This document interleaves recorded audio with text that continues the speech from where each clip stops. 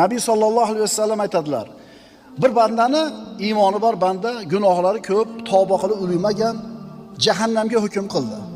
Hadisning mazmuni. Maloikalar jahannamga so'dirib olib kirib ketayotsa, haligi banda jahannam beshiga yetganda to'xtab orqaga bir qarab qo'yar ekan. Xuddi birovni kutgandek, birovni to'xtatib qoladi degandek.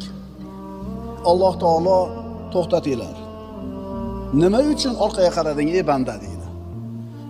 Desa, Parvardigor, men seni bunaqa muomala qiladi deb gumon qilmaganman. Menga bunaqa muomala qiladi deb o'ylagan emasman. Nima deb gumon qilgansan men haqimda? Meni gunohimni kechiradi, hammasini jannatga kirgizib yuboradi deb ishonganman. To'xtatinglar, kiringizlar buni jannatimga deydi.